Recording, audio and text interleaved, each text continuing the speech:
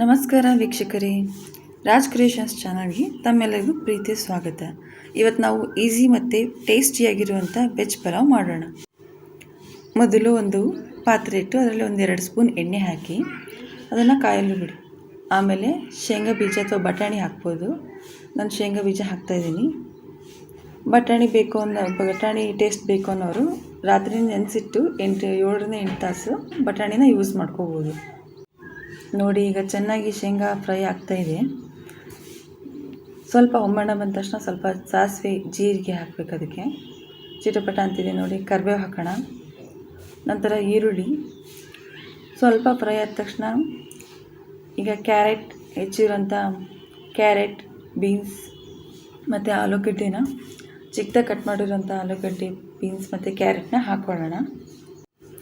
ಇದು ಸ್ವಲ್ಪ ಚೆನ್ನಾಗಿ ಎಣ್ಣೆಯಲ್ಲೇ ಫ್ರೈ ಆಗಲಿ. ನಂತರ ನಾವು ಇದಕ್ಕೆ ಮಸಾಲ ರೆಡಿ ಮಾಡ್ಕೊಳ್ಳೋಣ. 8-10 ಮೆಣಸಿನ್ಕಾಯಿಗಳನ್ನು ತೊಗೊಂಡಿದ್ದೀನಿ ನಾನಿಲ್ಲಿ. ಅರ್ಧ ಹೋಳು ತೆಂಗಿನಕಾಯಿ ತುರಿನ ಹಾಕಿದ್ದೀನಿ. 1 ಇಂಚು ಶುಂಠಿ ಹಾಕ್ತಾಯಿದ್ದೀನಿ.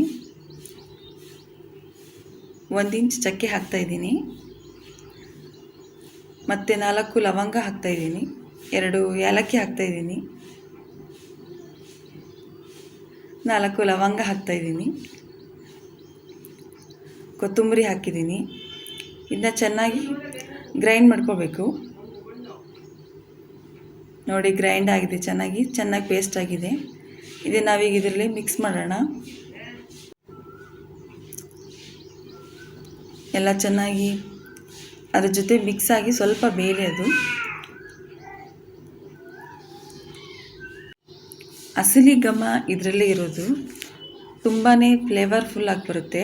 ಆಮೇಲೆ ತುಂಬ ಮಸಾಲೆ ಅನಿಸೋದಿಲ್ಲ. ತುಂಬ ಚೆನ್ನಾಗಿರುತ್ತೆ ಟೇಸ್ಟ್ ಕೂಡ. ನಮ್ಮ ಮನೇಲಂತೂ ಎಲ್ರಿಗೂ ಕೂಡ ತುಂಬ ಫೇವ್ರೆಟ್ ಈ ಪಲಾವ್. ಚಿಕ್ಕ ಮಕ್ಕಳಿಂದ ಹಿಡಿದು ದೊಡ್ಡವ್ರವರೆಗೂ ಕೂಡ ಎಲ್ಲರೂ ಕೂಡ ಚೆನ್ನಾಗಿ ಊಟ ಮಾಡ್ತಾರೆ. ಹೊಟ್ಟೆ ಫುಲ್ ಊಟ ಮಾಡ್ತಾರೆ. ಮಸಾಲೆ ಅಂತ ಕೂಡ ಅನಿಸೋದಿಲ್ಲ. ನೋಡಿ, ಚೆನ್ನಾಗೆಲ್ಲ ಎಣ್ಣೆ ಬಿಟ್ಕೊಂಡಿದೆ ಅದೆಲ್ಲ. ಈಗ ತೊಳೆದಿಟ್ಟಿರುವಂಥ ಅಕ್ಕಿನ ಅದರಲ್ಲಿ ಹಾಕೋಣ.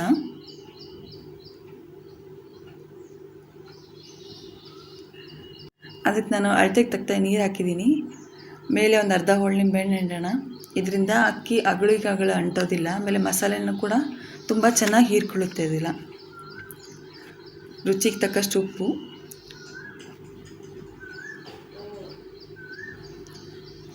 ಸ್ವಲ್ಪ ಅರಿಶಿನ ಪುಡಿ ಹಾಕ್ತಾಯಿದ್ದೀನಿ, ಸ್ವಲ್ಪ ಕಲರ್ಗೋಸ್ಕರ ಅಷ್ಟೇ. ನೋಡಿ, ನಾನು ಇದಕ್ಕೆ ಯಾವುದೇ ಮಸಾಲೆ ಆ್ಯಡ್ ಮಾಡಿಲ್ಲ, ಯಾವುದೇ ಮಸಾಲೆನೂ ಯೂಸ್ ಮಾಡಿಲ್ಲ. ಎಲ್ಲ ಹೋಮ್ ಮೇಡ್ ಮಸಾಲೆ ಅಷ್ಟೇ. ಅಂದರೆ ಮಸಾಲೆನೇ ಹಾಕಿಲ್ಲ ನಾನು. ಅಂದರೂ ಕೂಡ ತುಂಬ ಚೆನ್ನಾಗಾಗುತ್ತೆ ಪಲಾವು. ನೋಡಿ ಹೇಗಾಗಿದೆ. ಅಗಳು ಅಂಟ್ಕೊಂಡಿಲ್ಲ. ಆಮೇಲೆ ತುಂಬ ಘಮ ಅಂತಿದೆ. ಸೂಪರಾಗಿ ಬರುತ್ತೆ.